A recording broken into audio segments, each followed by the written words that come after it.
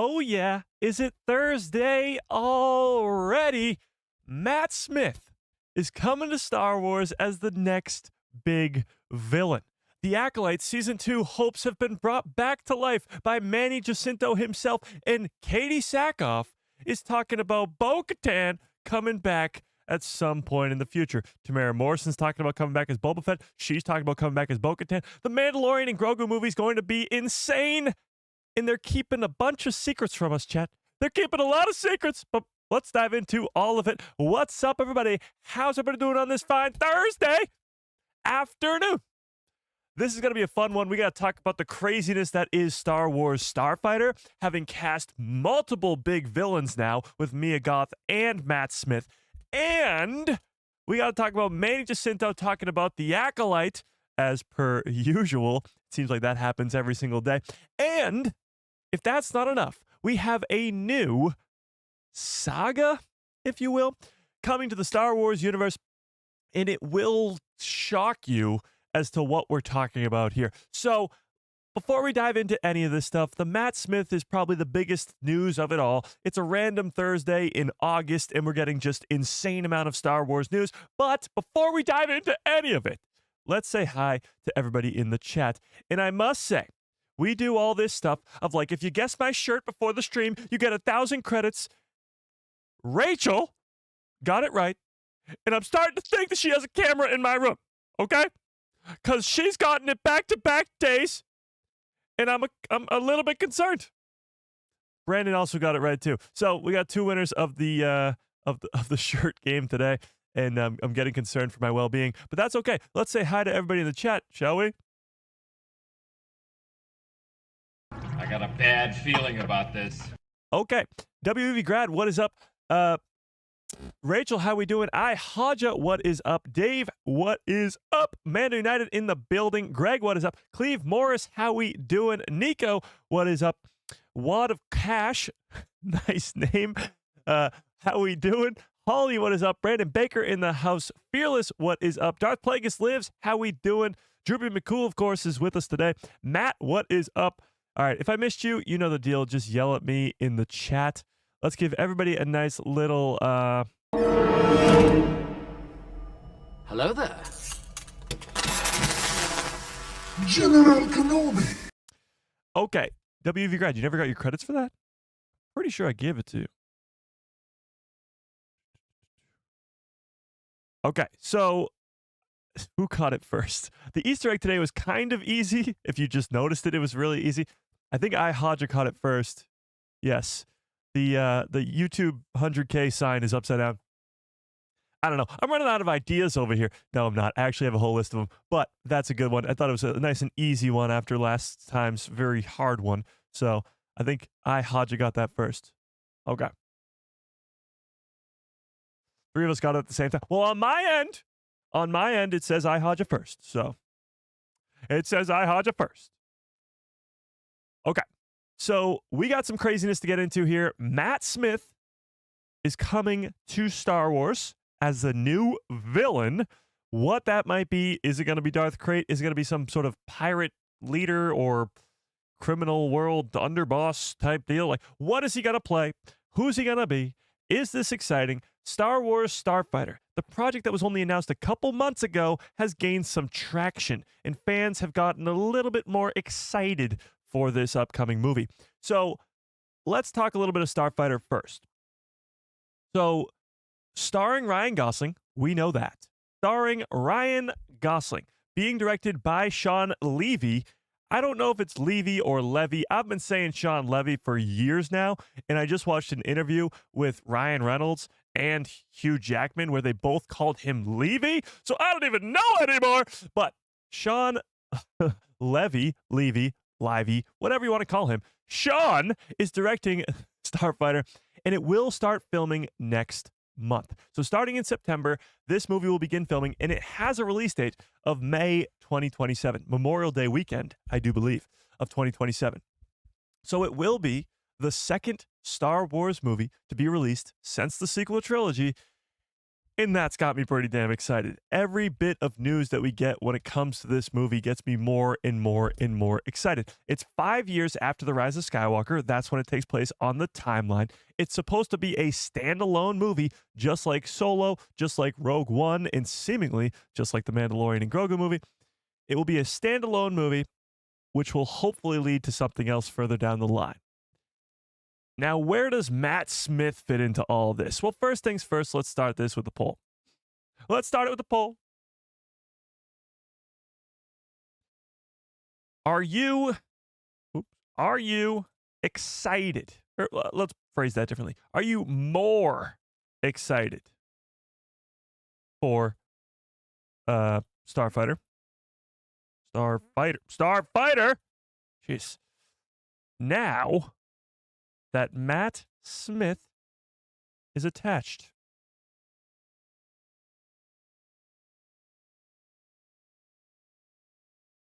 Oh my God, I can't type today, Chad. Yes or no? And on a scale of 1 to 10, what's your excitement level? Tell me in the chat for Starfighter. It's a weird one. It's a very weird one because when it comes to this movie, we know very little about it. It takes place in a post-sequel world, which when you hear that, many fans go, I'm not that excited for that. But it's also Ryan Gosling. It's Matt Smith. It's Mia Goth. It's Sean Levy. There's a lot of big names attached to this movie already, and we don't even know a plot. It's called Starfighter. What the hell does that mean? Is he just some sort of X-Wing pilot? That doesn't make any sense. There's no war going on in the Star Wars, as at least we know of, because the First Order is gone. This is post Rise of Skywalker. The Resistance has now seemingly become the new Republic. So what is the plot of this movie going to be? So tell me in the chat, on a scale of 1 to 10, how excited are you for this movie? 9. Hell no, it's a Disney Star Wars. Well, that's a very open way to look at it. 7 out of 10, 10 out of 10, holy crap. 6, 8, 9, 5 or 6, 8.5, 0, 7. I'm probably around like a 6 or a 7. Honestly, I get it. It's a Star Wars movie, so hype. If you asked me 2 days ago, I'd probably say I'm like at a 4. Ryan Gosling's cool. I like him as an actor. Sean Levy, I really love as a director. But there wasn't much around this to get me excited. Matt Smith was like, okay, you piqued my interest. I don't have enough information for me to be bouncing off the walls going, this is going to be awesome. I can't wait. This is going to be the greatest. I can't do that yet because I don't know nearly enough. The cast, it's getting a little bit loaded. It's not your usual Star Wars project where there's nobody actors, which has been an issue for some people. That's been a big old conversation online where should these actors, big list, A-list actors, come to Star Wars and be the lead roles in a Star Wars project? Or should they continue doing what Star Wars has always done and made sort of nobody actors and turn them into A-list actors? Like a Mark Hamill, like a Harrison Ford, like a Daisy Ridley, or a, I guess not really, but a Hayden Christensen type. Those types of actors that they bring in that are nobodies and they become household names. Honestly, I don't know. There have been big-time actors in Star Wars before. You have your Alec Guinnesses, you have your Samuel L. Jacksons, your Liam Neesons, your, I guess I got nobody else off the top of my head. You have those types of actors, but they're not usually the leading roles. Right now, you have Ryan Gosling as the leading man and Matt Smith as the head villain.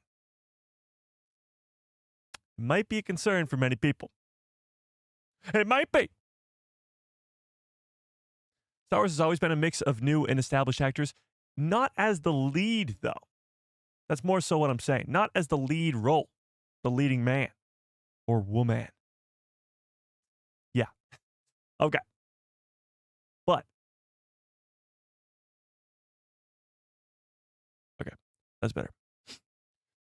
Billy D. Williams was a big actor before Star Wars. Again, I mean, I guess he's a main character in the next two, but not before that. Yeah. How can you call yourself a guy who loves Star Wars and yet throw hate all over Star Wars? Am I hating today, Jen? I must have missed that. Was I hating today, Jen? I'm confused.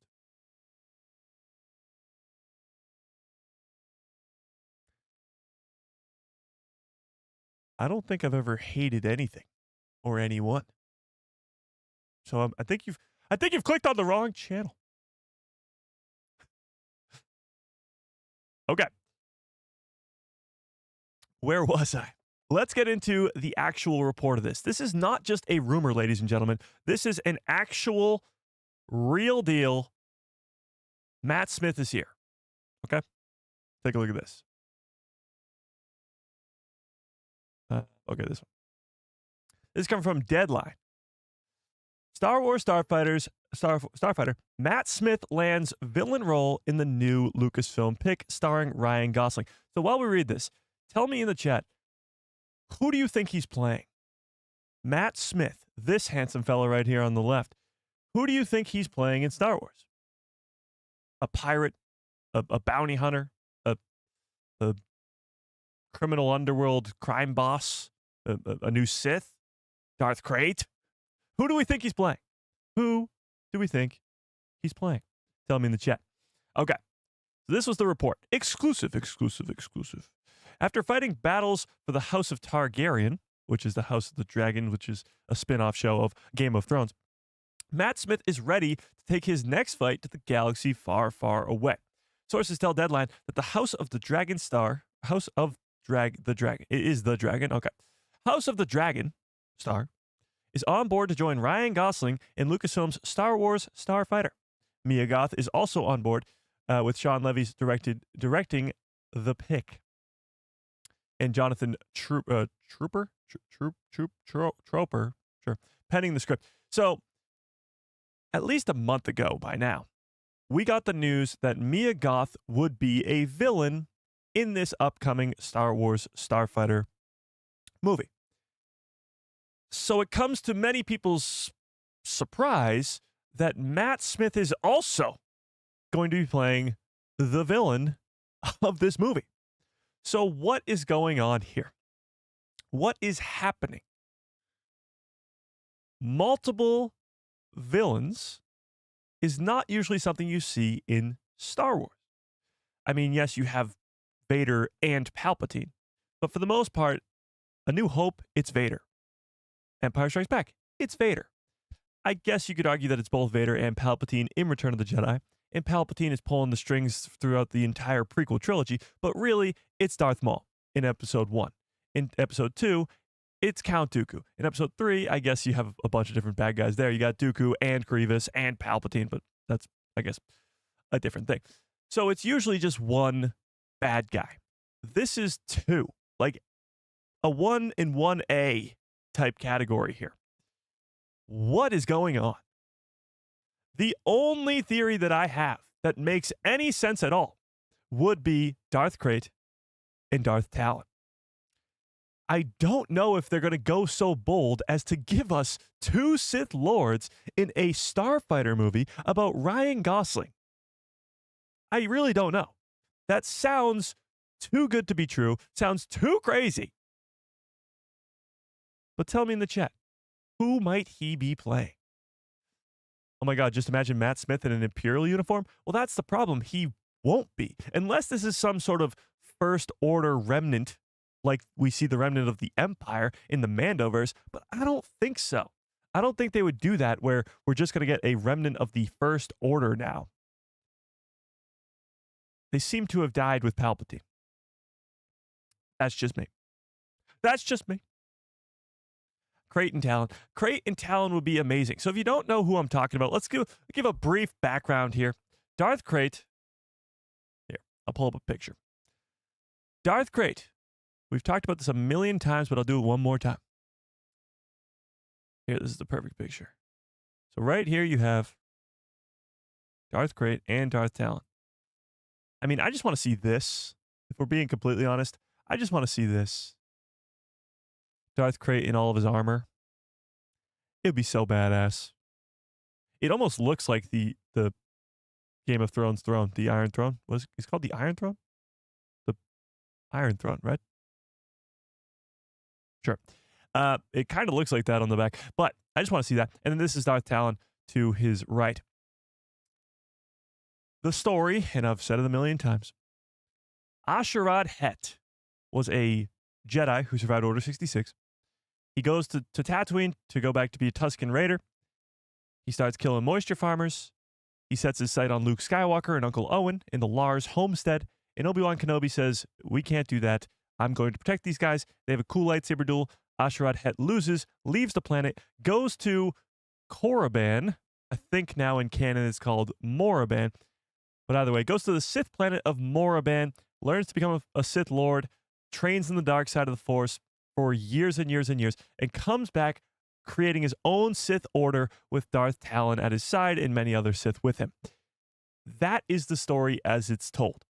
In Legends, if they were to bring it over to canon, there would be a few different switches probably here and there, but it would be a very similar storyline. Is it possible that Matt Smith could have been cast as Darth Krayt and Mia Goth could have been cast as Darth Talon? If that's the reality we're talking here, if this is the real world, if I'm not dreaming right now, and that's true, oh my God, imagine the future where this is what comes next. Post sequels. It's not the extermination of the Sith Lords when it comes to Palpatine dying in Rise of Skywalker. It's actually the beginning of a new Sith Order with multiple Siths being around. The rule of two will be thrown out the window, and we can get a bunch of Sith versus a bunch of Jedi. Rob, what's up? Because the Rey New Jedi Order movie comes out, we don't know when it comes out, it doesn't have a release date, but it's going to come out after Starfighter. So whatever happens in this movie, it will be some sort of setup for the Rey New Jedi Order movie. It takes place before it, and it's highly likely that many of those characters will also be in both movies. Mike, I thought you said Darth Krayt could be Chris Evans. Well, that's because we were talking about Chris Evans being rumored to be eyed for a Star Wars role. But now Matt Smith has been cast in a Star Wars role alongside of Mia Goth. And where there's one, there's the other. And where there's one of these, there's another of these. Yeah, now? Hang on, we got a new member? Hang on, chat. Oh, Optimus Prime, wait, what? Optimus Prime Ultra Magnus Star Saber. Great name. Optimus. Welcome to the people who love Star Wars. Welcome to the people who love Star Wars, Optimus. I appreciate that. I didn't realize that we had some Autobots in our chat today. I appreciate that. Membership, super chats keep the lights on over here, so I appreciate that quite a bit. But going back to all this stuff, it would be really, really crazy to give us Darth Krayt and Darth Talon, two Sith Lords, in a Starfighter movie starring Ryan Gosling and be calling it a standalone story. If they're going to do a brand new Sith Order, it's going to cross over to a bunch of different projects. Probably. Now, the other alternative is that these two have been cast as completely new roles, maybe as pirates, maybe as smugglers, maybe as bounty hunters. Honestly, haven't a clue. The only reason I think that this could work, where you do Darth Talon, you do Darth Krayt, and you have these characters be all badass on screen, the only reason I think this could work is because of the rumored Kenobi Season 2, and because we know for a fact that Maul Shadow Lord comes out next year, and there is a Twi'lek apprentice to Darth Maul in that series. The recent reports have said that the name is not Darth Talon, but that's because it's not her Sith name yet, and her Sith name would be Darth Talon, much like Anakin's name is not Vader when he's a child. It's only Vader when he becomes a Sith Lord.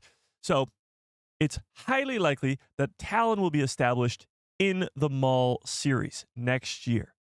So why not give us Darth Krayt and Darth Talon in the Starfighter movie and then backtrack and tell the story of Darth Krayt and his origin in the Kenobi series and connect all these different projects from 60 years into the future and 60 years into the past. That's why it makes sense to me. Also, there's this big old report that we got to talk about today. This has gone completely under the radar because it happened 2 days ago or a day and a half ago, and nobody is talking about it. And it's unbelievably huge news. Take a look at this. This is reported from Daniel Rickman, who has been wrong before, but has a very good track record for being right. But plans for a post-Episode 9, so post-Rise of Skywalker, post-Skywalker saga, have been reportedly revealed. So take a look at this. Similar to the Mandoverse, with multiple different stories going on at the same time, you have your Din Djarin and Grogu fighting Moff Gideon. You have your Boba Fett taking over the throne on Tatooine. You have your Ahsoka Tano going to a new galaxy. You have your skeleton crew with this missing planet of At-Atin. Many different stories being told at the same time that will all eventually come together. And the first story will be Rey's New Jedi Order. This is where I'm like, what? What are we talking about here? Starfighter comes out before the New Jedi Order movie.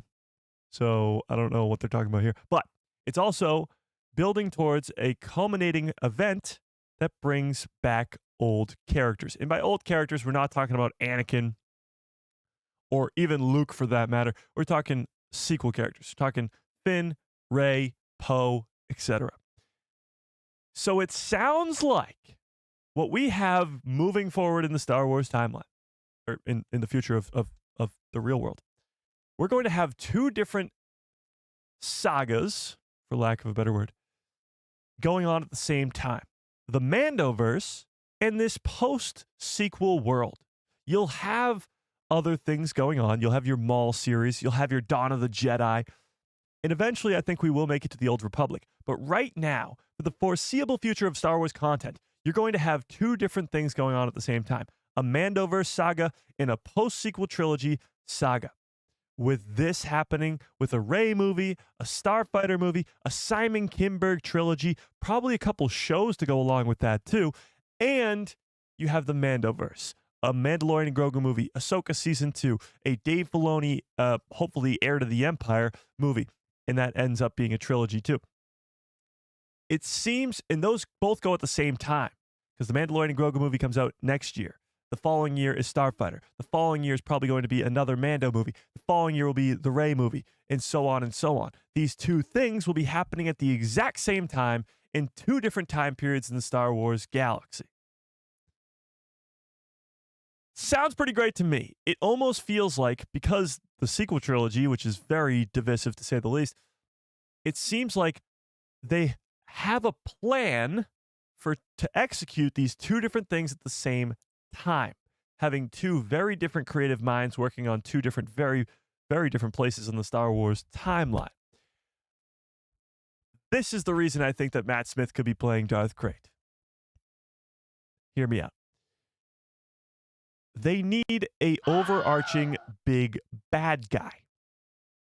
Right now, with the Mandoverse, you have Grand Admiral Thrawn. That was established in Ahsoka Season 1. It will continue to be established in the Mandalorian and Grogu movie. It will continue to be established in Ahsoka Season 2.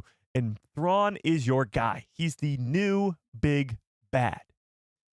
This post-sequel, post-Episode 9 saga needs to have a big bad. Now, there's only a few options here. There's not many. And that are Abeloth, which could be established in this Mandoverse, which would connect these two sagas, which would be awesome. Abeloth is a great threat, a Mortis god, pretty much a Mortis god, and would be very hard to defeat.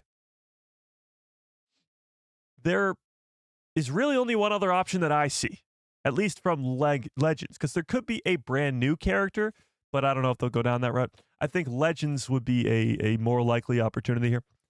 And that is, and I say again, Darth Talon, Darth create a Sith order to go toe-to-toe with Rey's new Jedi Order.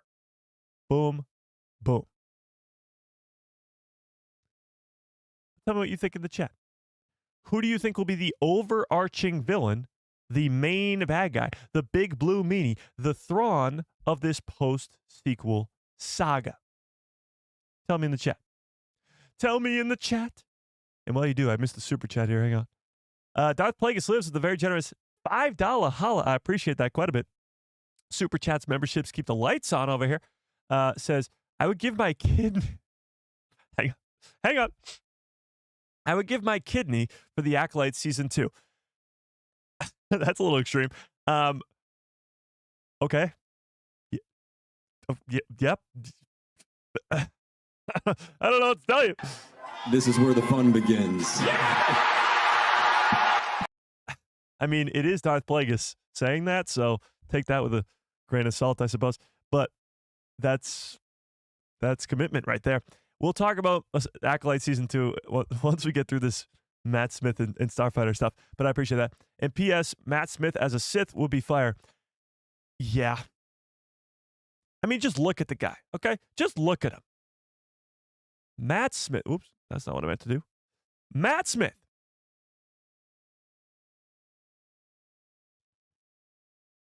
There's a reason that fans have been casting him as Palpatine for years.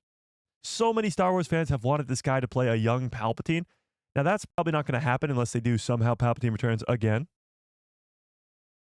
which would suck. But they've wanted him to be a young Palpatine because he looks like that. No offense to Matt Smith, but he'd make a good villain. I don't know if that's an offensive thing to say. Either way, he'd make a great villain. Sith Lord, even. He tends to play villains in his projects anyway, but, you know, what are you going to do? Who dies in Star Wars Starfighter? Well, Ryan Gosling, obviously. No. We've made it through almost a half hour of this live stream without me making a death prediction, okay? Let it be that way. Let it stay that way. It is really funny, though, because I only make death predictions when I'm on these live streams, and they only come to me when I'm on these live streams.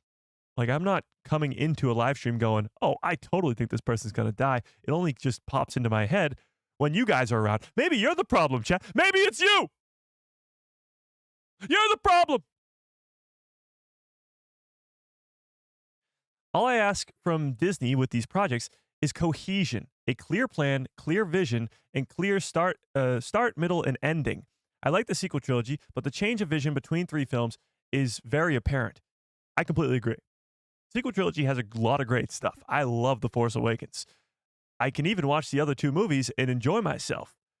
It's just the bouncing back and forth between creatives that makes it feel a little jimble-jambled. Is that a word? Sure. It feels all jumbled up. I think they've learned their lesson from that, and that's been made clear over the last 7 years on Disney+. They've had a plan. And now with Dave Filoni at the Chief Creative Officer role at Lucasfilm, he's the guy who's going to plan this all out. Each different place being connected to the other, but also telling its own story with a beginning, middle, and end. A very cohesive story. The coolest thing I think that was announced at Star Wars Celebration was the Simon Kinberg trilogy.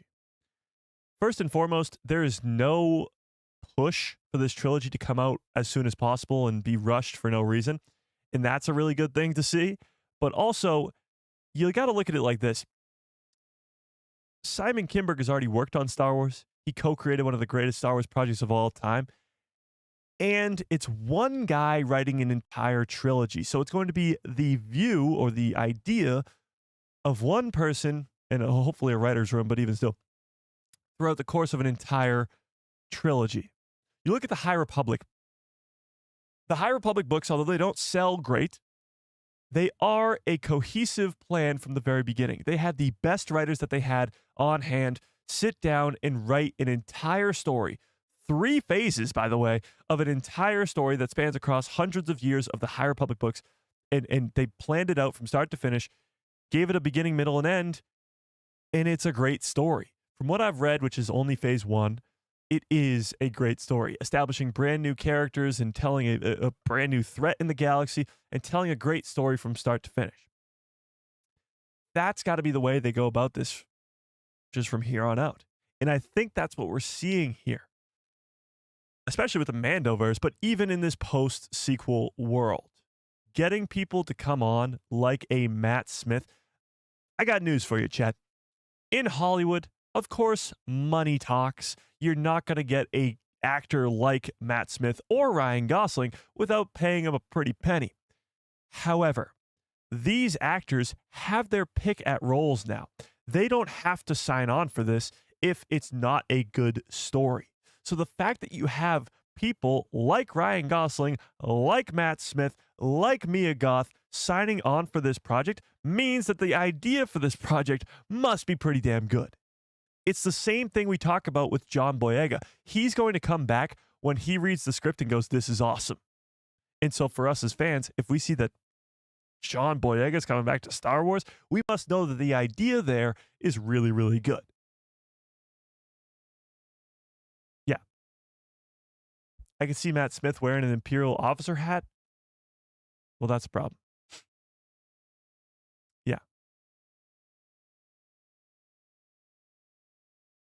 Too many movies just focus on Rey and Mando. I don't know if I agree with that. When you look at the last decade of Star Wars content, you've had so much stuff. From the sequel trilogy to the Disney Plus live action shows to the Bad Batch to Rebels to Resistance. It's all over the board, all across the timeline too. And I don't feel like I've been overwhelmed with being lost in the Star Wars timeline.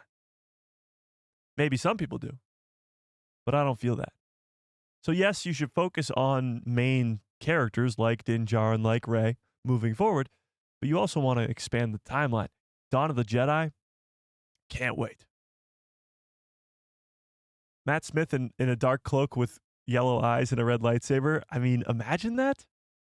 It would be so awesome.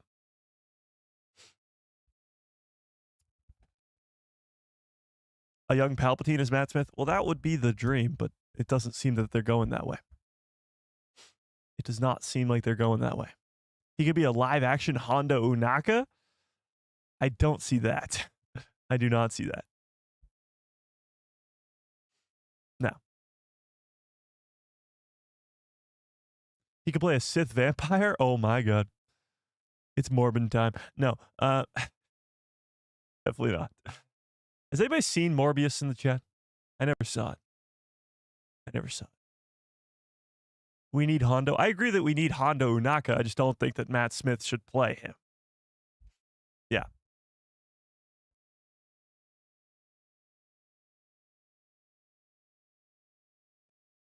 Yeah, I never watched the Morbius.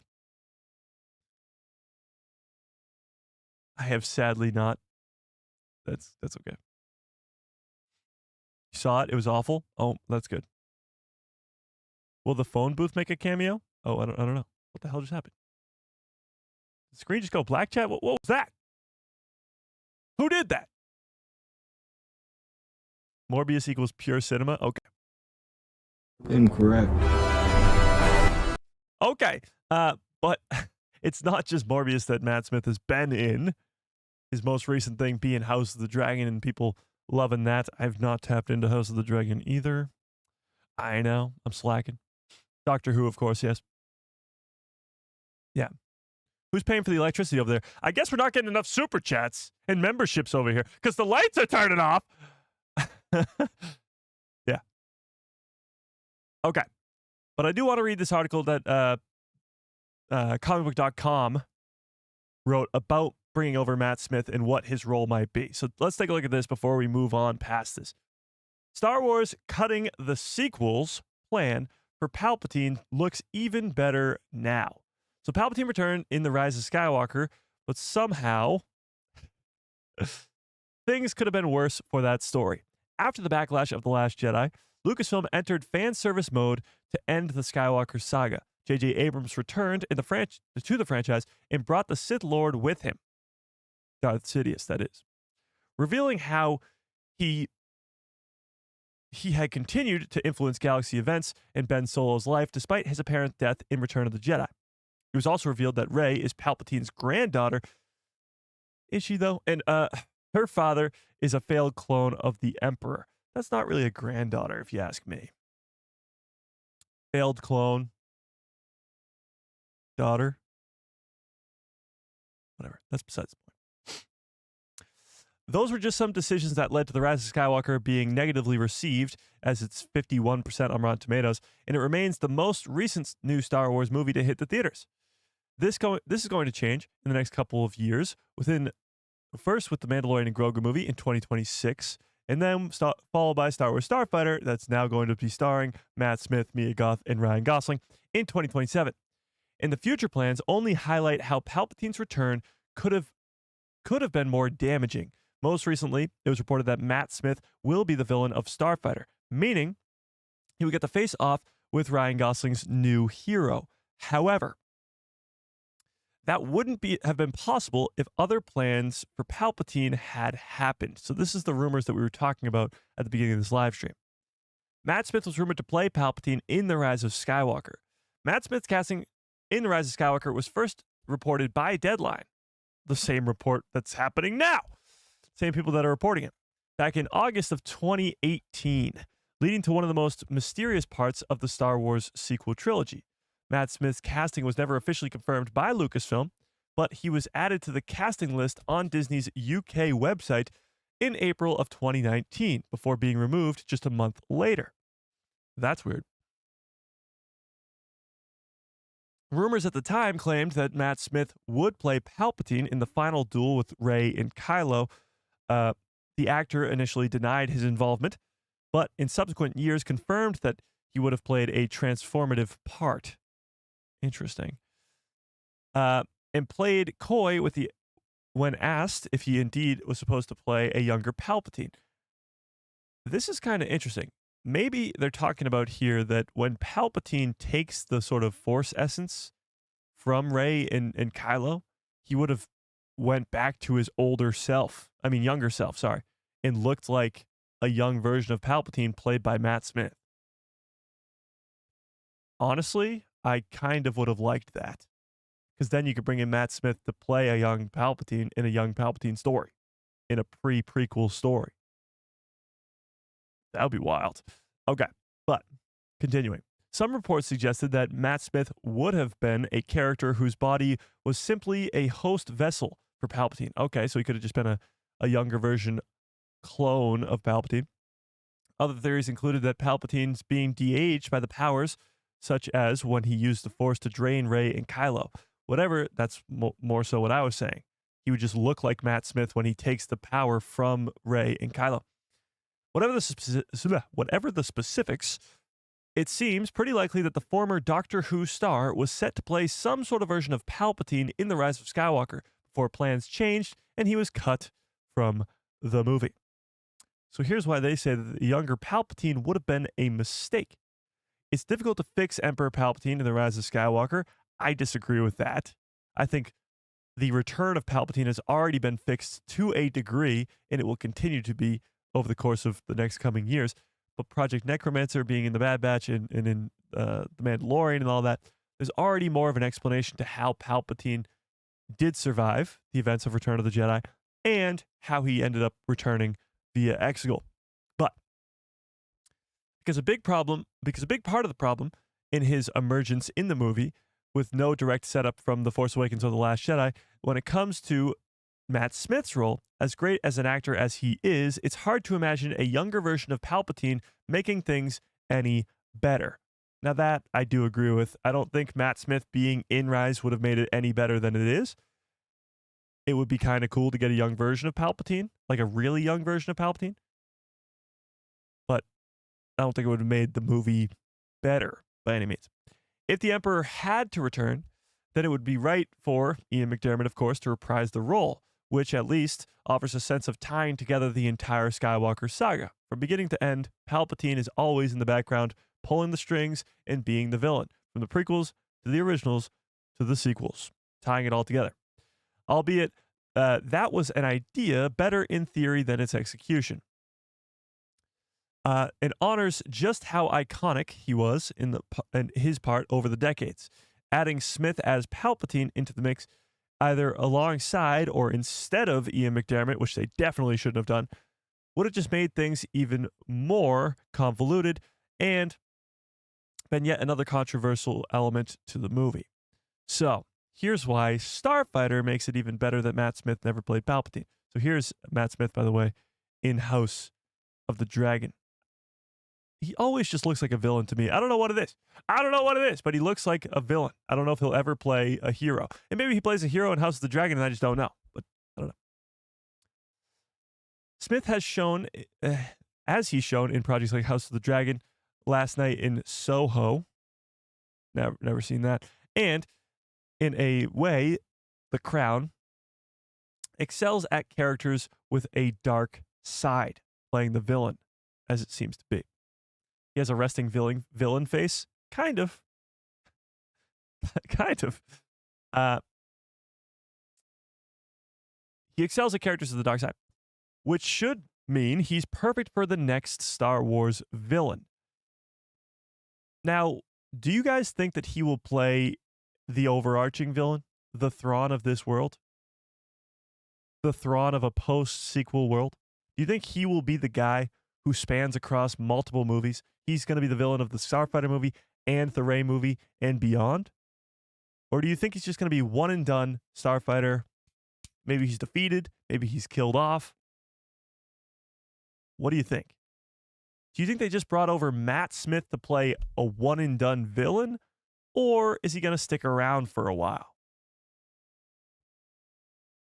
Tell me what you think. Okay.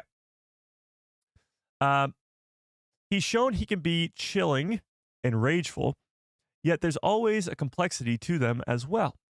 And it's so exciting to have him going against Ryan Gosling in Star Wars Starfighter. That almost certainly wouldn't have been possible if he had played Emperor Palpatine 6 years ago. Obviously, there's no way they would have been able to bring him back in that sort of way. Now, there are some fans out there that still think that he's going to be playing young Palpatine, which I seriously hope not. That would be a disaster. House of the Dragon is ending?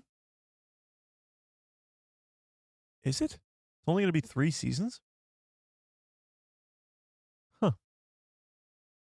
The more you know. He was very good in The Crown, too. Yeah. I'd like him to be established on the start of a dark side journey and end up facing off against Rey's new Jedi Order. That would be nice. I could see him playing Plagueis. I don't think they bring him back, Darth Plagueis. As much as I'd love that, if you're going to do Plagueis, you got to do it in a pre-prequel story, not post-sequels. But Star Wars needs more villains. It can't just keep relying on bringing out Palpatine, Vader, or Maul, as great as those characters are. I mean, that's not a lie. We're getting a show about Darth Maul next year. We're getting more Vader next year. Palpatine's probably going to be connected in some sort of way to all this Mandoverse stuff that happens. I mean, don't forget that Palpatine and Vader are 2 of the greatest villains in all of cinema. So that's a pretty good reason as to why to bring them back all the time. But Star Wars has a lot of great villains. Usually, the villains are better than the good guys. No offense to the good guys, but a more complex character like an Anakin or a Darth Maul seems to be more intriguing to most than just a, I guess, one-trick pony of a good guy. But that fully depends on what you like, I guess. But Star Wars is known for having great villains. Even the side villains are great. Your Moff Gideons of the world, your Jod Nawoods of the world, your Orson Krennics of the world. So is it going to be the case that Matt Smith could be playing the next Vader or the next Maul? Or could he be just playing the next Moff Gideon? There's nothing wrong with that. Moff Gideon's awesome. But there's levels to this. There's levels of being at this top tier of Palpatine and Vader and Maul. And you don't have to be a Sith Lord to be at that level. Grand Admiral Thrawn. And then there's the next tier below that. And it's a pretty steep drop-off. So which one's he going to be playing? That's the big question. Those are great. Nor characters are who simply feel like retreads of those types of characters, like Palpatine, Vader, and Maul. Whatever form of villain Matt Smith takes in Starfighter, which is a little hard to predict with the plot details under wraps in an unexplored part of the Star Wars timeline, the fact that it takes place a couple years after The Rise of Skywalker, he can hopefully deliver a fantastic new big screen bad guy, something that's long overdue in the galaxy far, far away. Honestly, he's got to be some sort of multiple project villain. If you're doing the next 2 Star Wars movies, it's The Mandalorian and Grogu and Starfighter. If the villain of the Mandalorian and Grogu movie is not Grand Admiral Thrawn, which a lot of people seem to think it's not going to be, then that movie's not going to have a big villain. There's going to be no Vader-level character in that. Then you're going to go back to back with Starfighter and not have a big level villain be attached to that, especially if it's going to be played by Matt Smith. I think they need to have him be a big-time character, especially because he's a big-time actor. So you're going to have to keep him around for a while if you want fans to not, like the guy. But tell me what you think in the chat. What about a warlord? He could be some sort of warlord, but even warlords don't necessarily have a lot of power. They're not on the same level as those other characters we were talking about before. We're getting more pirates and criminals in the Mandoverse post-Emperor, which is cool. I want to see more criminal underworld reactions of Sith to Palpatine and the Sith demise. Yeah, and you can get more of that again in the post-sequel world because Palpatine's gone again. Matt Smith's Sith versus Daisy Ridley's Rey, Jedi. I mean, it would be awesome. Sign me up for that. I just don't know if that's the route that they're going to go down. The coolest part about all this, too, this news of Matt Smith being cast and Mia Goth being cast, this starts filming next month in September. So set leaks, plot leaks, getting people hyped up. You look at Spider-Man right now. Have you guys been seeing this stuff about Spider-Man? The next Spider-Man movie, which comes out next year, just started filming.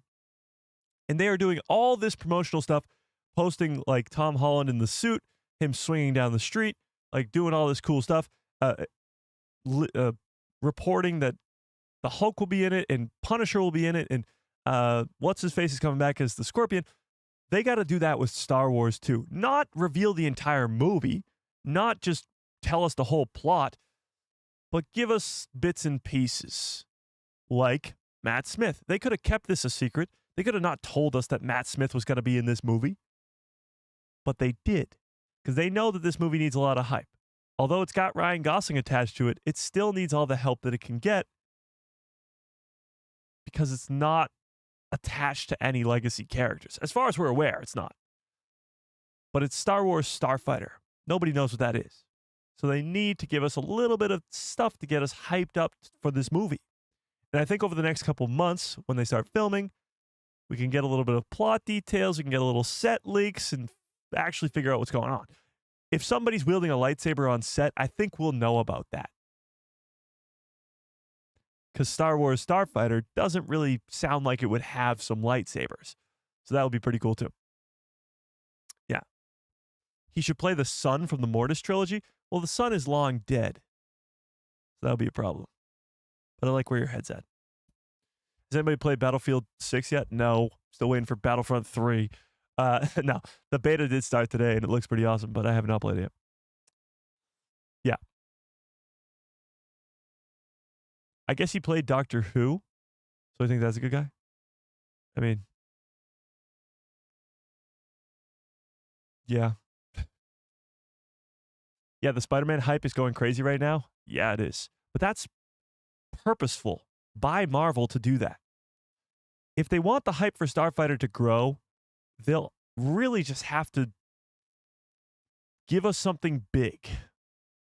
If they were to be like, yeah, Matt Smith has been cast in this movie and he's playing Darth Krayt. Like, what? What are we talking about here? That would get people so ridiculously hyped up. And to combat that, Mia Goth is also playing Darth Talon. That would be insane. unless Abeloth returns and brings the sun back in some sort of form as Matt Smith, now that would be crazy. I will grant you that Matt Smith looks an awful lot like Sam Witwer. And Sam Witwer is the voice of the sun. So I see where you're coming from on that. But that would be really crazy because Mia Goth is going to play a villain too. So what if, like, Mia Goth is playing Abeloth and Matt Smith isn't going to even be the main villain? There's nowhere in these reports that say he's playing the main villain. What if Mia is the main villain and he's just a hop along?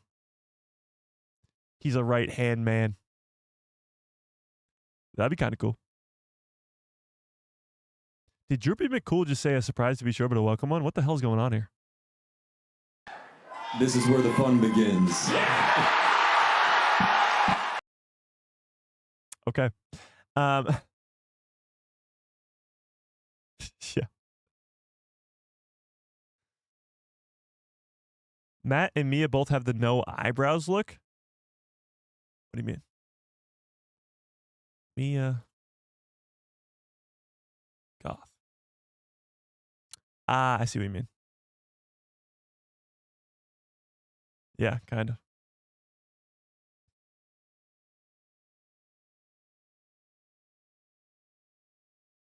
True. True. Mia Goth reminds me of the blonde Sith robot girl from Visions. Blonde Sith robot girl from Visions. I don't know what you're talking about. I haven't watched Visions in years. Honestly, though, Visions Volume 3 comes out in September too. Where's the trailer for that? Where are the trailers, chat? Where's the teaser trailer for the Mandalorian and Grogu movie? Where's the teaser trailer for the Maul series? We're a month away from this. Visions Volume 3. Where's the trailer for that?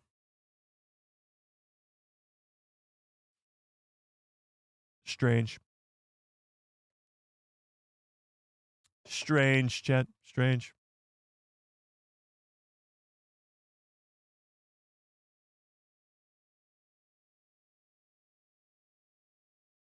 Okay. Let's put this up. One more poll before we move on here. One more poll. No Mando teaser trailer until Christmas, you think? That's crazy. There's got to be a teaser before that. Well, we are in the month of August, and the last weekend of August is D23. So that will probably be where there's a bunch of announcements and maybe even a trailer or two for us, which would be nice. But yeah, we'll have to wait for that. Oh, well, it's at the top of my mind, and well, I remember it right now. There will be no live stream this Saturday. Yeah, me and Sam are going away, so I won't be home just for the weekend. So we'll be back on Tuesday. But no live stream on Saturday. So this is the last live stream of the week. Yeah. Okay. Do you think Matt Smith is going to be a new... Actually, let's put it this way. Who do you think Matt Smith is playing in Starfighter? Do you think he could be playing Darth Krayt? Do you think he could be playing some sort of pirate character? Some sort of crime boss? Or a brand new character?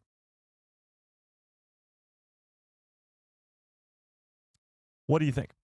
Who is Matt Smith actually playing?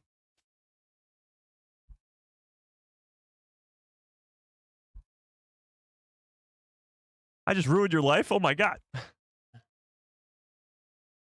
We'll be back. Yeah. Do I think that Abeloth could create a wound in the Force itself, forging a Darth Nihilus type character? I mean, that would be such an insane thing to bring over to I guess, canon.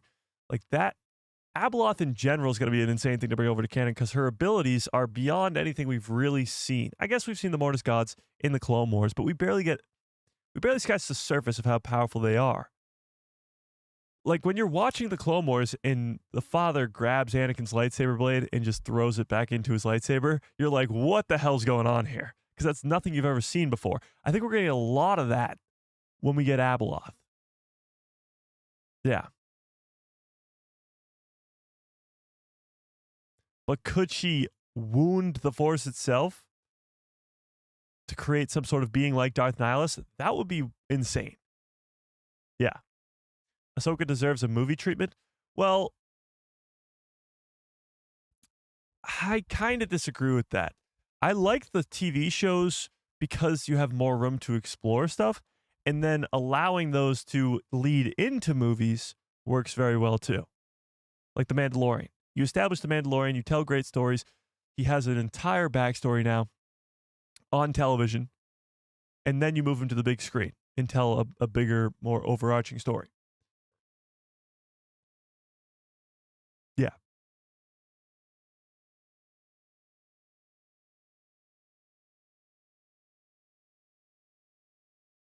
I think he might be playing the mother. I don't think so. I don't think so.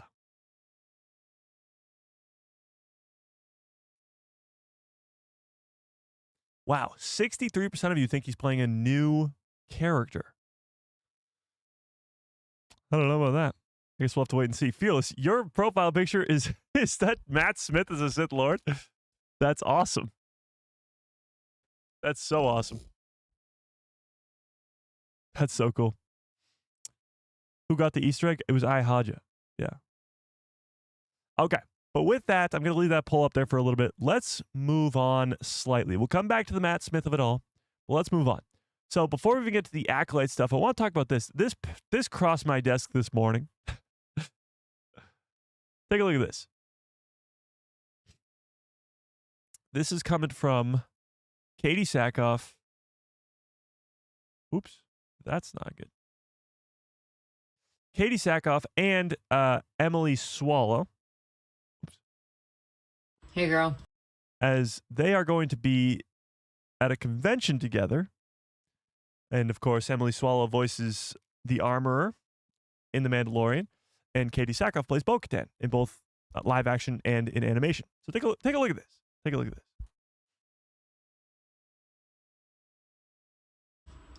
Hey, you remember that time you and Bo and Din Djarin brought all the Mandalorians together and you guys had a big old party? What has been happening since then? Can I get a witness? I'm so bored. If only someone would tell me. What am I doing right now? Does anyone have any ideas? I wonder. Perhaps I'm hanging out with my friend Bo-Katan. I'm so bored. I do wish that there was something to do. Oh, Bo, I actually think there's a lot to do. I mean, do you not have any ideas? I mean, you've clearly found a use for your cat. Is it holding your helmet or wearing your helmet? Yeah. You may need some tips. You guys, Bo-Katan and the Armorer seem to be really bored. Do you have any ideas of what they could do for fun? Because I'm a little concerned about this cat. So we may need to save it. Give them some ideas. What is Bo-Katan and the Armorer doing? It's obviously a very weird sketch, but it does beg the question, what are the Armorer and Bo-Katan doing? Now, this brings us back to when Katee Sackhoff was asked if she was filming the Mandalorian and Grogu movie, and she said she hasn't worn the armor in 2025, and then everybody's like, okay, well, the Mandalorian and Grogu movie stopped filming in 2024, so she's clearly lying, and then she was asked about it, and she didn't answer, so obviously Bo-Katan is going to be in the Mandalorian and Grogu movie. That's, I mean, I'm 99.9% sure. I'd bet $100 on it, easy. And I'm not a gambling man. However, the armorer, I guess you could say where Bo-Katan is, the armorer goes to. But this is also to hype up the fact that they're doing a live taping of the Katee Sackhoff show at Rebel Scum Con at this convention coming up. So they, of course, won't go into whether or not they're in the upcoming movie at this place. However, there is no doubt in my mind that we are going to connect all these people. At some point, whether even it's not in the Mandalorian and Grogu movie, they're all coming back together. Bo-Katan's as a character is not going to be left out of this story for very long. She was a main character in The Mandalorian Season 3. And Mandalore is going to play a big role in the upcoming story with Thrawn. So clearly, they're, I guess, bored. And this sketch was really weird. But it's still going to be really, really cool. I was invited to go to Rebel Scum. Nice. Are you going? So, with that being said, tell me in the chat, do you think the Armorer and Bo-Katan are going to be in the Mandalorian and Grogu movie? And if not, well, then where are we going to see them next? Because these two characters, not only were they pretty much main characters by the end of The Mandalorian Season 3, Bo-Katan definitely. The Armorer was more of a reoccurring character, but even still. Where do you think we'll see them next? Because the last time we saw both of these characters was Mando Season 3, and that released in 2023. 2 years ago. What do we think?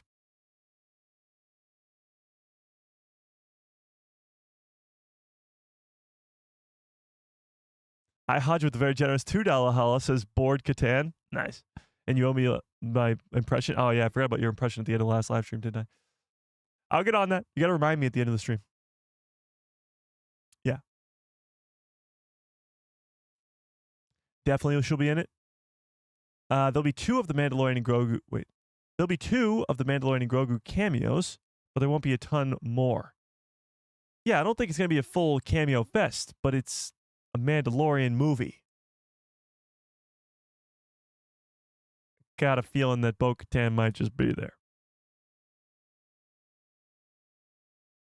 Nope, they're not going to be in the Mandalorian and Grogu. I guess Dave Filoni's movie in a few years. Outside chance, maybe Ahsoka Season 2, but I doubt that. Then you're talking at least 5 years since we haven't seen Bo-Katan. Or 5 years we won't be seeing Bo-Katan. Which just seems so wrong. And the Armorer, too, for that matter. Yeah. Bo is 99.99% in the Mandalorian and Grogu movie. I agree. I agree. I mean, when you just look at this response, I believe I have it right here. When you look at this response, there's no, I mean, hang on. I can find it. Where the hell is it? Come on, Katie. What? Where is it? Oh, there it is. You had mentioned earlier this year that you've not worn the armor in 2025. I did notice that The Mandalorian and Grogu wrapped production in December of 2024. Did they? Sure did. Wow.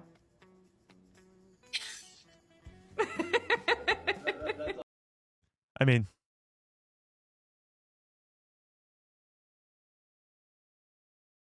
what are we even talking about here? She's obviously in the movie. Like, what? If she's not in the movie, she'd just be like, no, I'm not in the movie. Nope. Instead, she's going, oh, did they? Huh. The more you know. That's all we're going to get on that front. Can I ask, at this present moment, do you know when we will see Bo-Katan again? Are you privy to the direction of that character? You will see her again in some She already knows. form. Dave Filoni cannot get rid of me because Bo-Katan's based off of his wife, so... You know, I've got some job security. You had mentioned Let's watch it again. Earlier this year that you've not worn the armor in 2025. I did notice that The Mandalorian and Grogu wrapped production in December of 2024. Did they? Sure did. Wow. I mean, come on. Come on. It's not even, what are we even talking about here? Yeah. It's more the question of will the armorer be in it? Bo-Katan's definitely going to be in this movie. There's no way around it. Honestly, she's a main character in Mando Season 3. Katie's been, like, look at her face right there. Obviously, she knows she's in the movie. God. Yeah. So, yeah. There you have it. What was once just a sketch turns into the obvious being more obvious. Okay. Well, let's switch gears a little bit here over to The Acolyte. Whoa, calm down. Okay. The Acolyte. Let's keep it civil, chat. The Acolyte, we are now over a year since The Acolyte has aired. And as you guys know, I'm a very big fan of The Acolyte story, specifically the character of Qimir / the Stranger / whatever you want to call him. Manny Jacinto's character from Season 1. Now, well, let's just read this. So he's been in talks yet again, in interviews, talking about wanting to play this character more and all. Let's just read this, okay? Come from Screen Rant, everybody's favorite. Screen Rant. Star Wars is a big universe, galaxy. Sith Lord villain addresses return hopes after canceled Disney Plus series.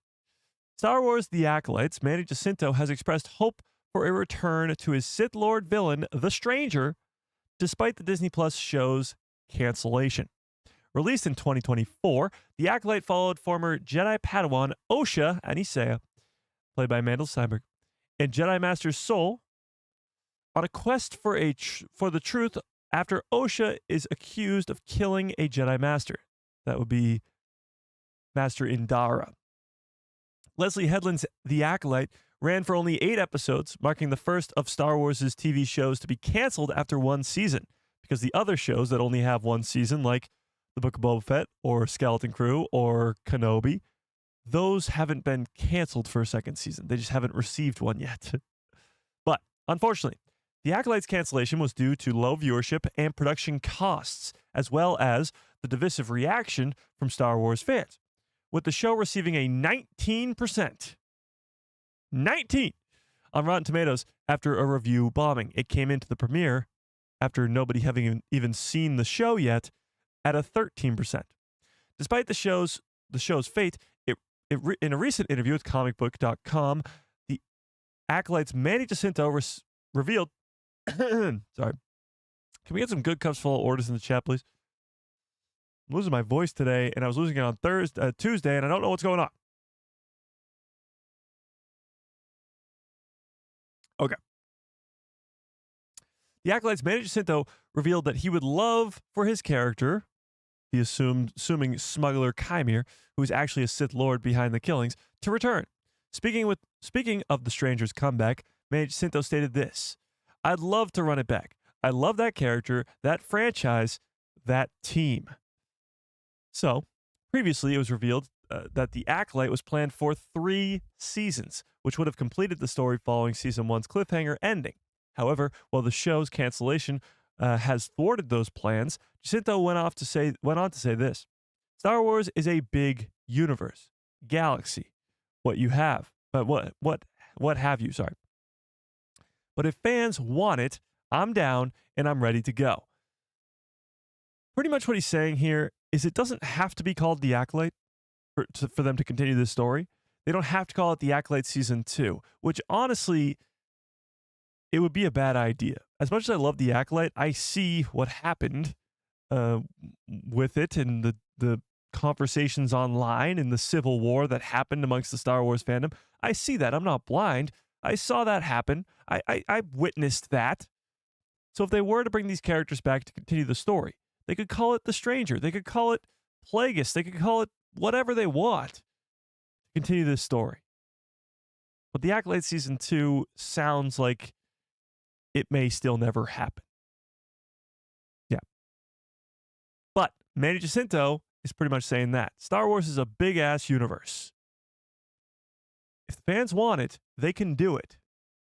title it something else, do it something somewhere else, continue the story of the characters whilst not bringing along the baggage of the title, The Acolyte. But what this means for Star Wars, well, the fact that Manny Jacinto is on board to reprise the role of this Sith character, as Sith Lord, is promising, as his character was quite an interesting addition. As the Star Wars TV show was originally intended to be multiple seasons, there's certainly a lot more lore and story surrounding Qimir that could be explored in future Star Wars projects. Obviously, we don't even know his name. His name isn't Qimir. That's the alias that he put on. And they called him the Stranger. We don't even know his name. Wild. And there was a whole thing with the connection to the Knights of Ren. They played the Ren theme during the fight scene in episode 5. Obviously, there's a lot more to this character. He has these whip lashes on his back when his former master, Vanestra Rho, has a lightsaber that's a whip. Clearly something went down there that we'll just never know, I guess. But there's a lot more to that character, as could be explored in further projects. However, as Manny Jacinto points out, his Sith Lord character's return is purely dependent on if the fans want it. The fans got this show canceled. There's no ifs, ands, or buts about that.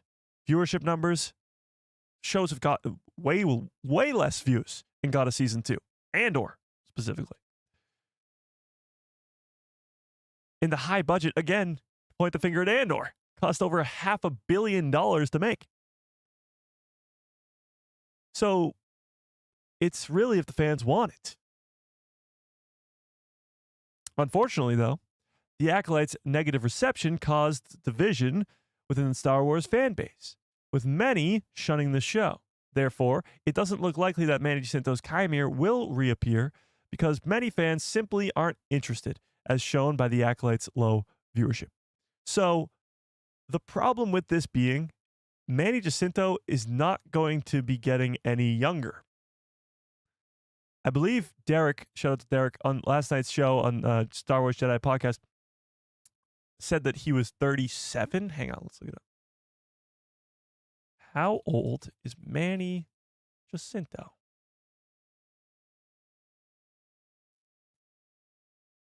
Whoa, what is that? He's 37. Okay, so he's 37 years old. We can't be getting the Acolyte season 2 in a decade when he's almost 50. Now, I'm not saying that he can't be playing the character of Qimir when he's 50, because he could. But the character we see in The Acolyte, the continuation of that specific story, you're kind of gotta have to have him look the same. You know? So it's not that we're running out of time very quickly, but we're running out of time very quickly. We don't have a very short amount of time, like a year or two, but we don't have forever to continue this story with Manny if you want him to be the Stranger. So let me put this up in a poll in the chat first things first before we continue this article. By the way, 64% of you think that Matt Smith will be playing a new character. Interesting. 30% say Darth Great. Okay. First things first, do you want more of the Stranger? Yes or no? Do you want more of this character Manny Jacinto played? Well, let's keep reading. Oh, that's the wrong article. All right, here we go.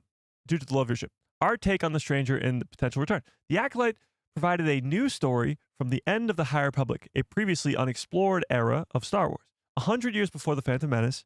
Thus, there was a lot of pressure for the Star Wars TV series to set up the lore that would fit within the canon we already know from the franchise's later installments. As a consequence, the Acolyte was always going to be divisive.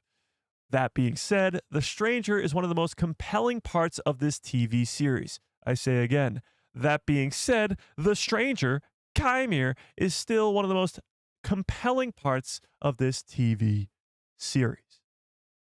Qimir's rejection from the Jedi Order and complex relationship with Osha makes him a fascinating character, and the possibility of a connection between him and Darth Plagueis makes it even all that much more better. And this unsettling design and presence only adds to the mystery. course, the Cortosis mask, him headbutting lightsabers to shut them off is so unbelievably cool. I could watch it over and over and over again. And guess what I do? I do. That's why episode 5 of The Acolyte was in my top 10 episodes of all time. And the lightsaber that twists into 2, so unbelievably cool. But I personally enjoy Manny Jacinto's Sith Lord, who is a figure less like Darth Vader and more akin to the supernatural horror figure, I guess. His combat style was refreshing to see, and I found the stranger and his lineage to be the most intriguing aspect of The Acolyte. So hopefully, we could still see him return, even if it's only in comics. I certainly hope this is not the case. As much as I love Star Wars comics and Star Wars novels and all that great storytelling, I do not want to see The Acolyte Season 2 and Season 3 reworked into books. Getting to see the lightsaber duel of Episode 5 and Episode 8 of The Acolyte. That is some of the greatest lightsaber duels in Star Wars. Not since this, since that, just in Star Wars, period. Having that be morphed into just a book, it doesn't work the same. Just doesn't. Books in Star Wars are great. The lightsaber duels in books, they don't work the same. They just don't. Visually, they're just a whole lot better. Now, an animated series I could get convinced into, but I would still way rather prefer having it be in live action. So tell me in the chat, do you want an Acolyte Season 2? Or, let me rephrase, do you want a continuation of this story, of Qimir, of the Stranger, and the Darth Plagueis story that comes along with it, the Vanestra Rose story that comes along with that, and so on and so forth? Thoughts? Opinions? Manny Jacinto wants back. And it's up to us, the fans, to make that decision. So what do we think? Us fans, what do we think? Chat? By the way, this poll right now currently says that 77% of you want more of The Stranger. 77.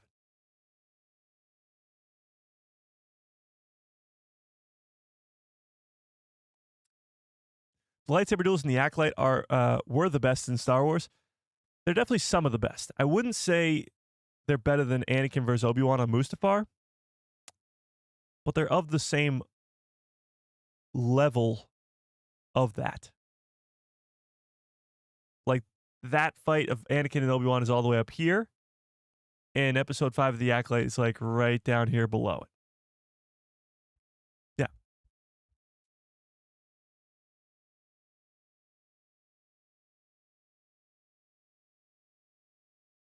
I want more, and I know I shouldn't. I want more Vanestra, Stranger, Plagueis, and Yoda. Do I want more Vanestra, Stranger, Plagueis, and Yoda? Hell yes. It's a pretty easy pitch, honestly. Not gonna lie. The first season of The Acolyte, for whatever reason, of course, doesn't hit with a lot of people. I know that a majority of that happens with the interviews of the cast and crew and all that stuff that happened. But the story itself, the content itself, other than witches, which again, I don't understand why people don't realize that witches in Star Wars have always been female. Must have just went right over their heads. But other than the controversial witches, all those characters die in season 1. The witches die. All the Jedi in the Forest have to die because they can't know about the Sith, so they all die. So when you're moving into a season 2, the only crossing over characters are Vanestra, Osha, May, and Qimir. Because Sol, Jeki, Yord, they're dead. They're gone. The witches, dead, gone. So there's only a few characters that would continue on, and then you would add in Darth Plagueis. If Darth Tenebrous is still around, you'd have him too. There's so many questions about what's going on there in that final sequence with Plagueis there. Is Tenebrous already dead? Is Tenebrous still alive and he's looking for a new apprentice? Does he already have Qimir as his apprentice? What is going on there? Is he looking to go kill them because they're messing with stuff? I don't know. And Yoda, of course. Yes, Yoda. the Yoda of it all makes it even more intriguing because by the time of the Phantom Menace, he can't know that the Sith have returned. Same thing. No, the proof is in the pudding. Nobody's buying the High Republic books or comics. Well, that's, again, the same reason. There's no legacy characters attached to them. It's a brand new story. They didn't perform all that well, but they still did well. Especially the first book, I believe, is a New York Times bestseller. Let me double check. What was the first one called? Light of the Jedi? No. Light of the Jedi? I think it was Light of the Jedi. High Republic books bestsellers. Let's see. I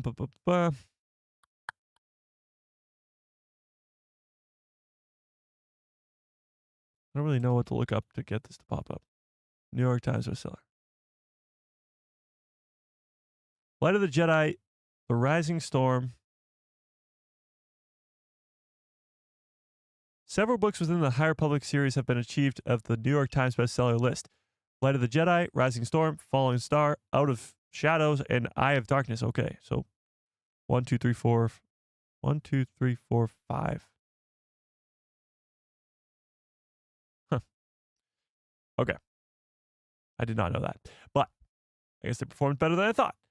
Either way, they have no legacy characters attached to it because it's all brand new cast, all brand new storyline. So obviously a High Republic book is not going to perform as well as Thrawn Alliance or Thrawn whatever. Any Thrawn book for that matter. Yeah.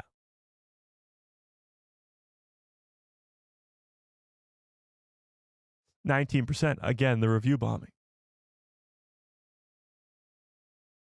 Without all the controversy, the extra comic comments from the directors and some actors, if we could just get away from that, it'd be great to see the Stranger come back.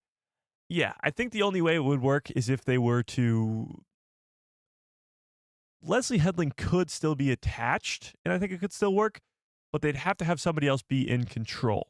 Somebody else that fans tend to agree with that they like. Now, obviously, everybody's not going to agree on one thing, but if you had like Dave Filoni come over and or John and Dave for that matter, Jon Favreau and Dave Filoni to come over and rework this show, then I think more people would be open to it than if they were just to run it back with the same cast and crew. Well, not the same cast, but you know what I mean. Yeah. I heard the last one was pretty good. I've heard the High Republic books are great. I've read through phase 1 and it is great, but I have not gone into phase 2 or phase 3, and I have heard the finale is good. Yeah. Ki-Adi-Mundi of it all. Exactly. That's even more so to the case. The big complaint was that Ki-Adi-Mundi was there and that he knows now that the Sith have returned. Where did that happen? Did I miss something? I love how the complaint for the Acolyte was always that it's going to wreck on this. It's going to wreck on that. This can't happen because it's going to wreck on that. It never did. So after 8 episodes, people were like, okay, well, I guess it didn't. Guess that never happened. What about a Plagueis series that picks up right after the Acolyte and leads into the Phantom Menace? Cyclops, that's genius. I mean, that's exactly what should happen. You can have a Plagueis show that has Qimir in it. It would work so well. And you please all fans. That's a very broad statement. I apologize. There's no pleasing everybody. But you please most people. So many people. Tell me in the chat. Give me a 1 into the chat if you want a Plagueis project. Give me a 1 into the chat if you want a Darth Plagueis project in Star Wars. So everybody who wants that, and it could lead into a young Palpatine project too. Everybody who wants that, and look at all the freaking ones in the chat right now. Everybody who wants that is happy because they get Plagueis. And everybody who wanted a continuation of the Acolyte gets that too. Because you can have it start off with whatever goes down with Manny Jacinto's Qimir character, whether or not Plagueis tries to recruit him or kill him or whatever it may be. You have that play out, And then you go right into the Plagueis story with him going into Naboo, getting Palpatine, doing all that stuff. Palpatine, getting a young Palpatine story where he kills his family and becomes the crazy, most evil person in the galaxy, becomes a senator of Naboo, and lead directly into Darth Maul being his Sith acolyte and lead right into the Phantom Menace. It would be awesome. You could do 3-4 seasons of that because there's so much time. It's 100 years. It would be perfect. Perfect. And I don't think anybody would be complaining about it, even if it was connected to the Acolyte. It might be the way to go. It might be the way to go.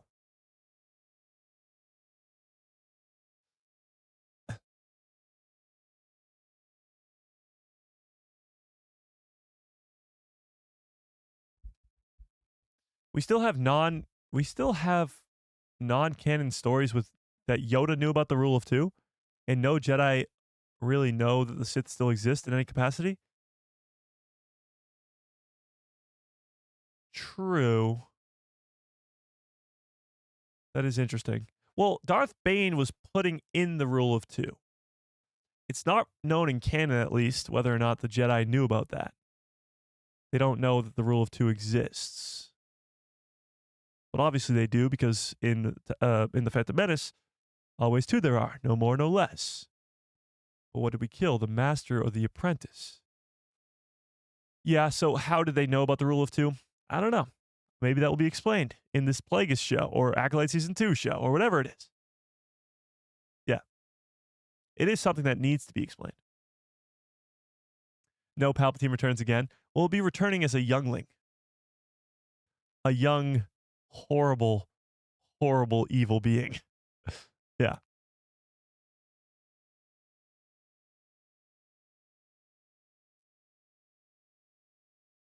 So Lucasfilm, if you're watching, and we know that you are,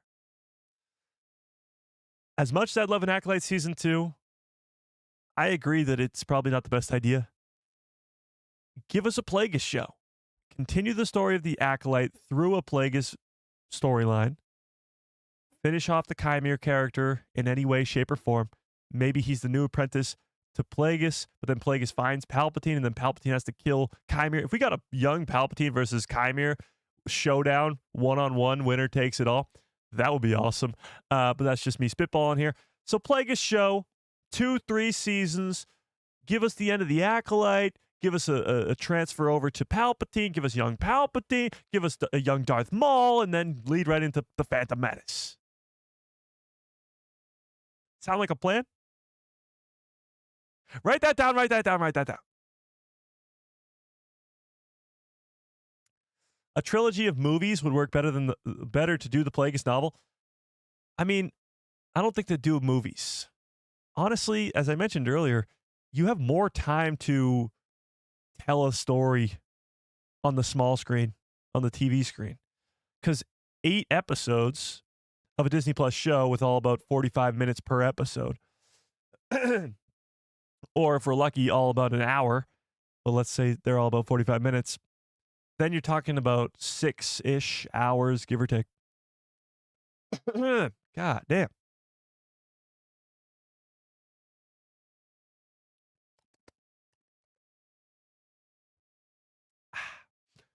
Six-ish hours, which is almost 3 times the length of a movie. So you'd have a lot more time to spend with these characters. And if you do multiple seasons, then you have way, way more time to spend with these people. Yeah.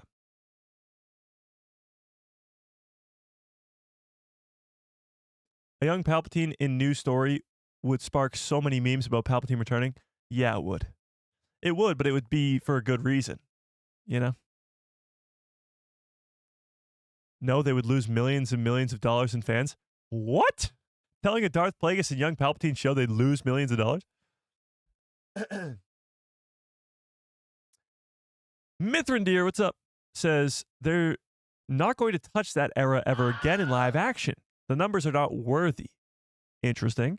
It's not healthy to keep dreaming about things that won't come true. Well, rebellions are built on hope. I always come back to the same conclusion. Star Wars has taught us a bunch of things, okay? A bunch of things. Many different life lessons are thrown in there, thanks to George Lucas, the GOAT himself. And one of those being that it's hope. And for the fans who love the Acolyte and want to see more of it, there's just never going to be that dwindle of hope because Star Wars taught us that. So it's their fault, you know? I blame Star Wars for my hope of wanting to see more Qimir, for a continuation of Plagueis' story. That's why, okay? Yeah. Oh, Greg with a very generous $5 holla says Yoda told us to live in the moment and avoid attachment. So Acolyte could give us sad sack Jedis dealing with trauma, guilt, and shame. Nope. What? Hang on, let me reread this. Yoda told us to live in the moment and avoid attachments. So the Acolyte gave us a sad sack Jedis dealing with trauma, guilt, and shame. Nope. Sad sack Jedis. You mean soul? You talk about Master Soul?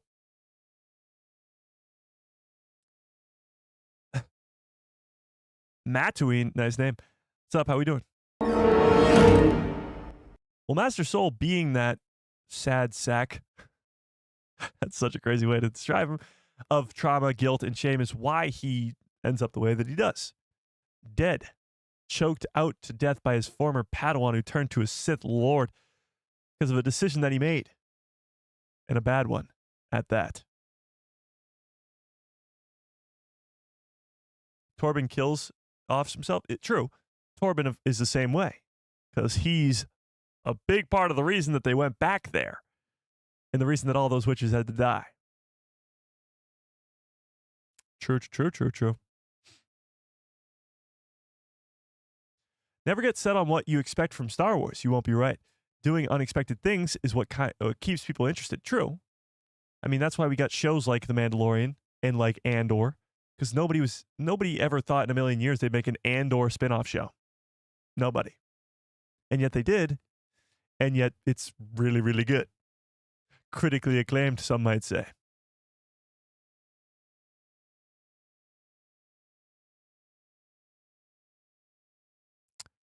Indara gets knifed in the bar for being sad. Well, they're all sad because of what they did all those years ago. That's sort of the gist of the plot. Soul did nothing wrong? Oh my God. That's crazy.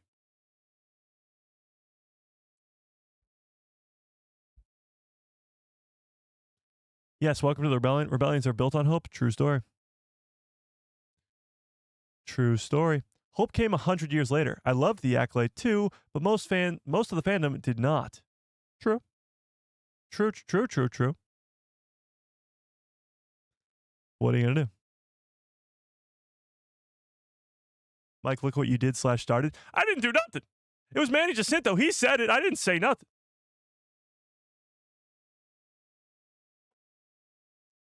Six words. A Wookiee with a metal detector. What? Oh, okay.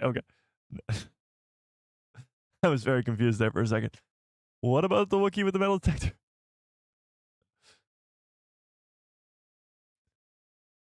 B-Man, what's up? Trauma, guilt, and shame are not part of Jedi's lives. Why do you think they all died?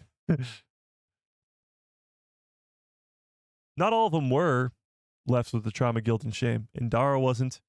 And, I mean, I guess, well, yeah, he was definitely. But the ones that were, they cut themselves off. They eventually made some horrible decisions and ended up dead for one reason or another. Why a Wookiee with a metal detector? Well, that's because they were looking for that anomaly in the Force. It wasn't actually a metal detector. It was a Force detector, I guess. They weren't looking for valuable artifacts on this planet. Yeah. Most of the fandom, the ones who didn't like it without watching it, that is usually how it goes with the hate. Well, hate is definitely contagious, for sure. Hate sells, absolutely. So when, I mean, it happens all the time. I talked to a bunch of people online where they're like, oh, I hated this, I hated that. I'm like, well, did you watch it? And they're like, no. How is that even possible? But that's besides the point, I guess.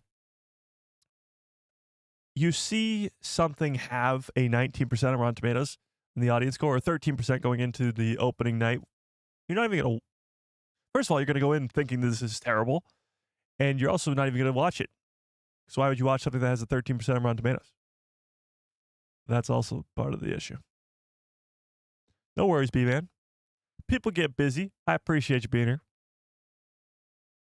Appreciate you. Yeah. Execute Order 66. True. True. Soul did nothing wrong. Self-defense, he was trying to save May. Well, he went back when he wasn't supposed to. He had such a grown attachment to this child that he shouldn't have had because he's a Jedi. And he didn't have to do that. He didn't have to go back at all. You know?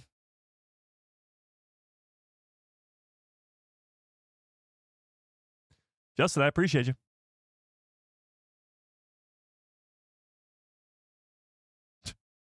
Yeah. No. How can it be rated before somebody saw it? I don't use ratings to decide if I'm going to watch something. I mean, yeah. That's a big issue that seemingly has been solved. Now the audience score does not get released until after the project is released, which seems like common sense to me. I don't know what happened there. But yeah, we went into the premiere with a 13% Rotten Tomatoes. How does that happen when nobody's seen it yet? I don't know. It's actually crazy. Star Wars Santa says, when I see something I don't like, I don't watch it. I don't go and argue with people who do like it about why I don't like it. Yeah. Same. That's, yeah. I mean, yeah. I felt like that was common sense, but maybe the Acolyte taught me something different. If you don't like something, first and foremost, why are you watching it? And if you want to continue to watch it, sure, whatever, go for it.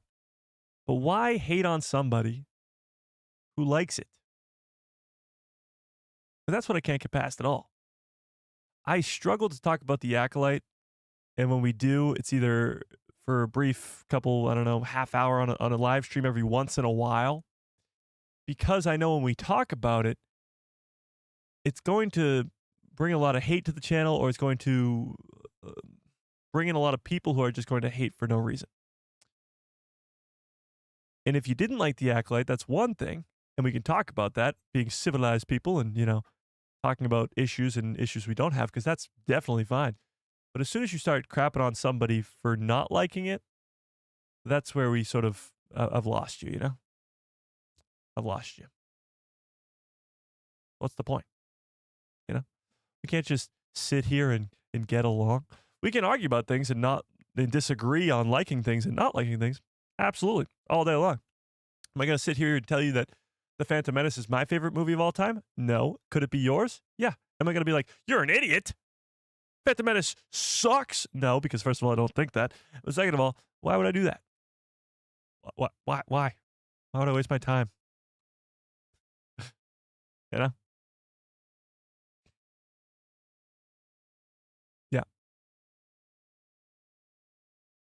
I won't hate on people for liking something, but if I get committed to something I don't like, I will most of times finish it. That makes sense too. Yeah. If you're already invested in a show, you might as well finish it out. That's sort of the thing that happened a lot with Game of Thrones for a lot of people. Mike hates Visions, but we don't hate him for it. I don't hate Visions.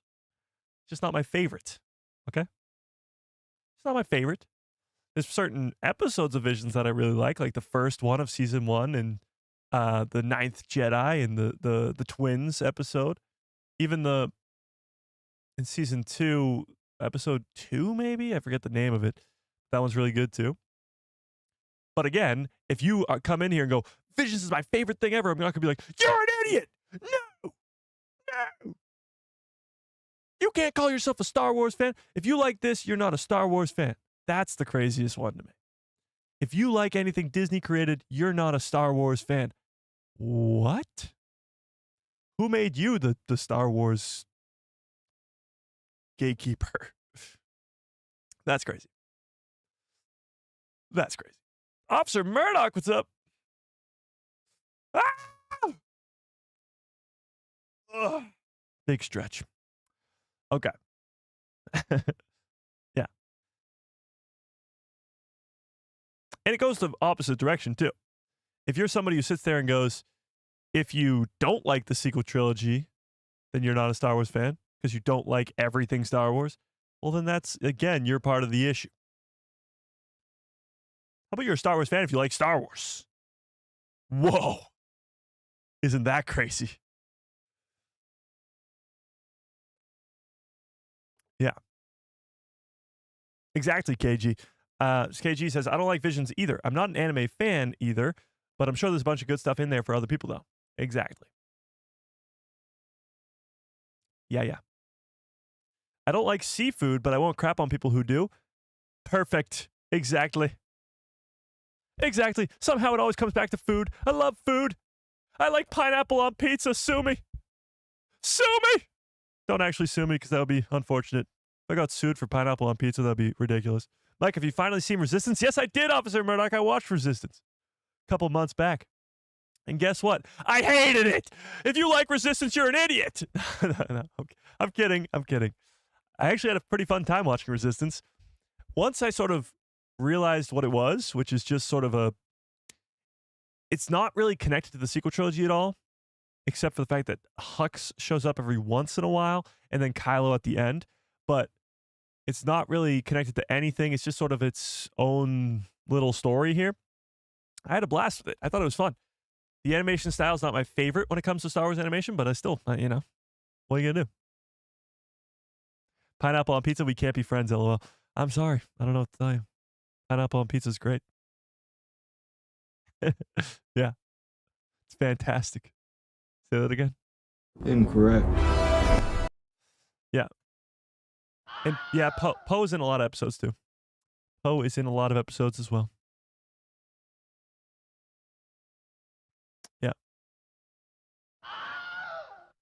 I was able to tolerate Resistance more than Visions. Wow. Well, there you go.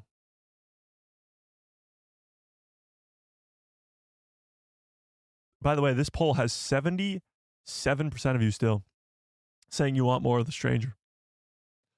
There you go.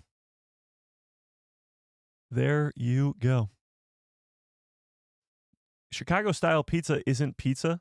Is Chicago the deep dish one? Yeah, that's more of like I mean, it's classified as pizza, but it's more of like I don't even know. It's weight like it should get its own name. Somebody invent a new name for that. Yeah. It's good. It's definitely good.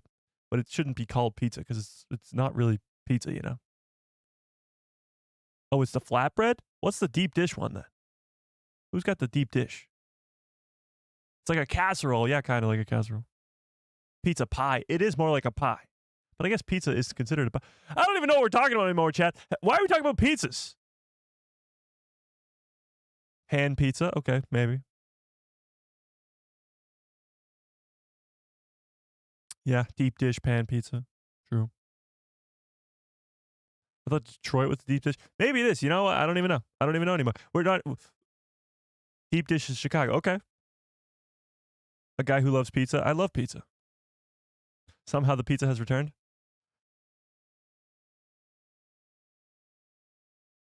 Are we getting pizza chat or what's the deal? Like, how could we talk all this pizza and then not eat pizza? This is blasphemy.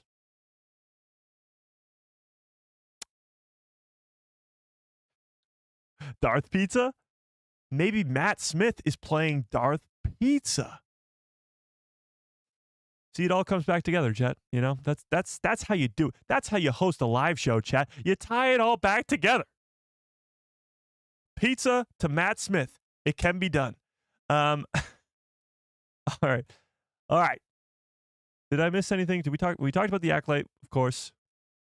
We talked about Matt Smith. We talked about the Rey stuff and that all stuff being connected. How we're gonna have two different sagas going on at the same time: Mandoverse saga, post-sequel saga, all these different stuff going on. Was there anything else? Manny Jacinto. Oh, we talked about the Bo-Katan stuff, and even Katee Sackhoff posted this today. She posted this image on her X, formerly known as Twitter. This is the way, and it's the savior of Mandalore. Watch Bo-Katan rise on Disney Plus. So Star Wars themselves posted this a couple days ago. Then Katee Sackhoff just reposted this, saying this is the way. This is the way. Oh, yes, this. The latest Kylo Ren Legacy of Vader comic has been released, and he's going up against a Order 66 survivor. This is set in between the events of Last Jedi and Rise of Skywalker, as Kylo Ren is now the Supreme Leader, and he's going toe-to-toe with a Order 66 survivor. So I've not gotten this yet, or not tapped into this yet, so I don't really know what's going on too much.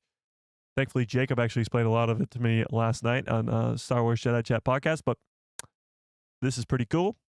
And it's cool that they're doing Legacy of Vader rather than just calling it Kylo Ren, because it is the continuation of those sort of Vader comics. It's the next step from that, so that's pretty cool too.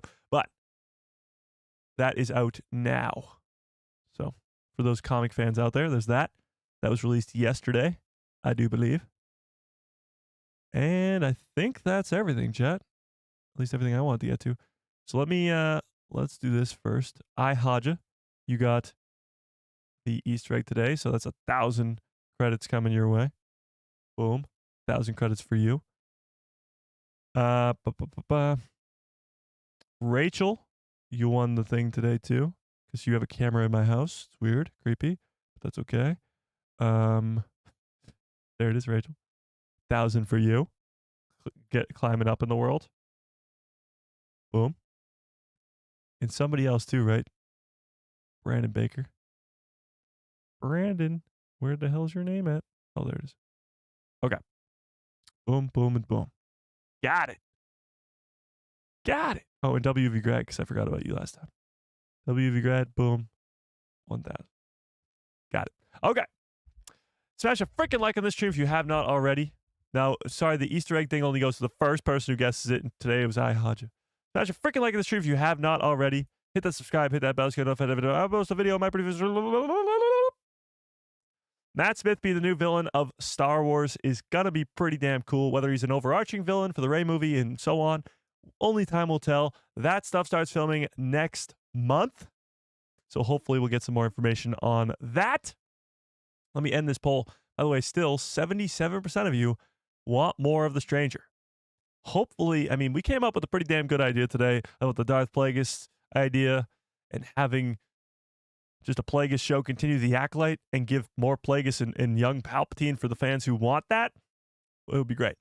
Shoutouts to Haja, Darth Plagueis Lives, Greg, and Optimus Prime for becoming members and super chats. I appreciate you all so much more than you'll ever know. This was quite the live stream, if I do say so myself. There was so much news to get to, and we got to pretty much all of it. Yeah. Yeah. How many credits do I have? You have to ask Droopy McCool. You got to ask Droopy. Oh, yeah. Reminder, no stream on Saturday. We're going away this weekend, so yeah. No stream Saturday. There will be shorts every day this weekend and even a poll I got going on and maybe a video if I can get it done in time. But we'll still have content coming out this weekend. I'll be back on Monday, and then we'll, of course, have live streams Tuesday, Thursday, and so on next week. But until then, smash a freaking like on the stream if you have not already. Hit that subscribe. Hit that bell. Oh, my God. How do we only have that many likes? We had so many more people here. Chat, what's going on? What's going on? Smash like on the stream if you have not already. And, yeah. May the Force be with you. Always.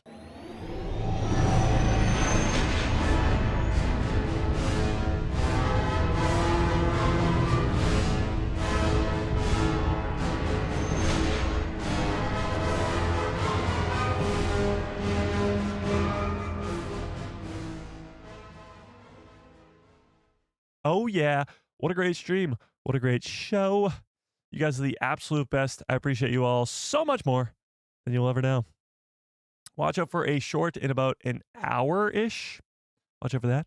And yeah, this was quite the stream. Matt Smith, Manny Jacinto, talking all about Star Wars. And maybe Bo-Katan coming back. But until next time, hope you have a great rest of your evening, great rest of your lives, and good night, everybody.